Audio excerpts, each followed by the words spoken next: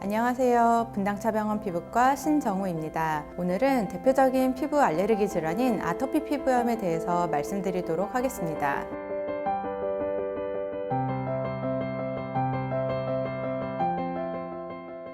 아토피 피부염이란 심한 가려움증을 동반하는 만성 염증성 질환입니다. 보통 소아의 15에서 30% 정도, 성인의 2에서 10% 정도에서 영향을 미치게 되는데요. 대개는 사춘기 이전에 소아기에 그 증상이 호전이 되지만 최근에는 성인이 되어서도 지속되는 경우가 점차 늘어나고 있습니다. 이렇게 늘어나는 것은 유전적인 소인도 있지만 환경과 식생활의 변화와 더불어서 아토피 피부염이 점차 늘어나는 것으로 생각이 되고 있습니다.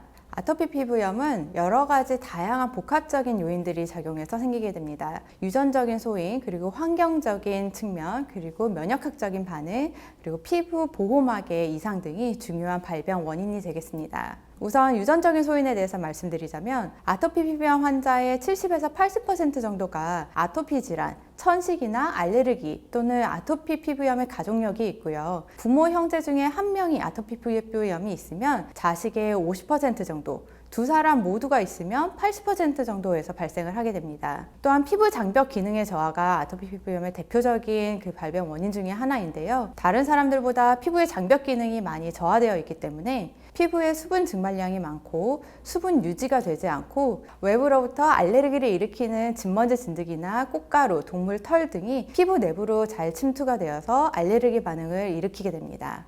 그리고 면역학적 요인이 연관이 되게 되는데요. 앞서 말씀드렸던 여러 가지 알레르겐들에 의해서 알레르기 면역 반응이 증가가 되게 됩니다. 그리고 아토피 피부염에서 가장 중요한 것이 환경적인 요인이 되겠습니다. 도시화나 산업화에 의한 공해나 미세먼지 등이 아토피 피부염의 증가 원인이 될 수 있고요. 저희가 5,000명 정도의 아토피 피부염 환자들의 임상 양상을 분석한 데이터를 보면 계절의 변화나 스트레스, 그리고 건조한 기후 등 다양한 환경적 요인에 의해서 아토피 피부염이 악화되는 것을 알 수가 있습니다. 이렇게 다양한 복합적인 요인들이 작용을 하기 때문에 아토피 피부염의 임상 양상도 다양하게 나타나게 되고 이에 따라서 환자들마다 적절한 치료를 필요로 하게 됩니다. 아토피 피부염 증상은 나이에 따라서 다양하게 나타나게 되는데요. 보통 유아기 때는 뺨이나 이마, 머리에 잘 생기게 되고 몸통이 거칠고 건조하고 팔다리는 접히는 부위보다는 바깥쪽에 피부염이 생기는 경우가 많습니다.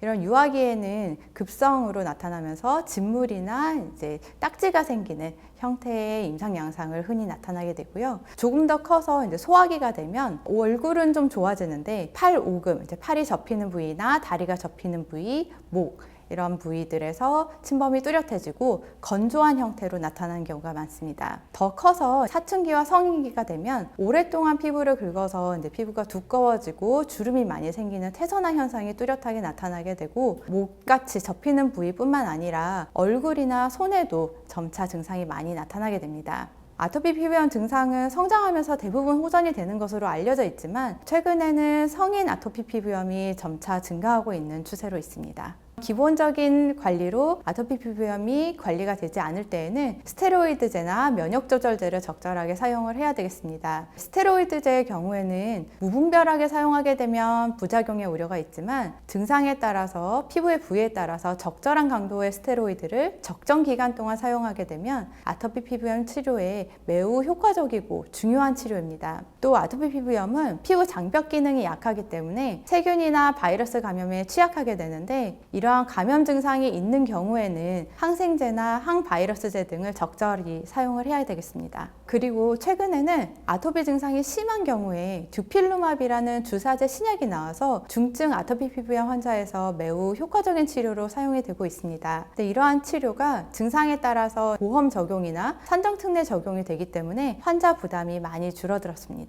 여러 가지 치료 방법으로 아토피 피부염을 적절히 관리할 수 있도록 꼭 피부과 전문의에게 치료받는 것을 권장합니다. 가장 기본적으로는 아쿠아인자를 회피하는 것과 피부 장벽을 보호해주는 것이 중요하겠습니다. 아쿠아인자를 회피하는 것은 아토피 피부염이 보통 건조하면 나빠지기 때문에 건조하지 않도록 해주고 온도는 한 20도 내외, 습도는 50% 이상으로 환경을 유지를 해주는 게 좋고요. 본인이 알레르기가 있는 물질이 있다면 그런 알레르기를 일으키는 물질을 회피하고 또 스트레스를 받으면 심해지기 때문에 스트레스를 어느 정도 조절을 해주는 것이 좋겠습니다. 또 피부 장벽을 보호해주기 위해서는 충분한 보습제를 도포해주는 것이 가장 중요하고 청결하게 유지해주는 것이 중요하겠습니다. 만성적인 질환이기 때문에 한 번에 치료하고 한 번에 뿌리 뽑는다는 생각보다는 관리해가는 질병이라고 생각하시면 좋겠고요. 잘 관리한다면 안정적인 일상생활이 가능하니까 항상 긍정적으로 생각해 주셨으면 좋겠습니다. 아토피 피부염 염증이 심하고 오래 지속되었던 경우에는 색소 침착이 남게 되고 피부가 두꺼워지는 태선화가 나타나게 되는데요. 이는 더 이상 염증이 생기지 않고 잘 관리하면 시간이 지나면서 많이 호전될 수 있습니다. 그래서 염증이 더 이상 생기지 않도록 관리를 하는 것이 중요하겠고 피부염이 악화됐을 때에는 빨리 적절하게 치료하는 것이 좋겠습니다. 어렸을 때부터 지속적으로 피부염을 잘 관리를 해주고 피부 장벽을 강화해 주는 것만으로도 사실은 추가적인 알레르기가 생기는 것을 예방할 수 있습니다. 그런데 이제 적절한 치료가 이루어지지 않을 경우에는 피부염이 가려워서 긁다 보면은 이제 염증이 악화가 되고 염증이 악화됨으로 인해서 다시 가려움증이 더 심하게 되는 이러한 악순환이 반복이 되면서 점점 더 치료가 어려워질 수 있습니다. 그래서 검증되지 않은 치료 방법은 경계를 하고 적극적으로 치료를 하는 것이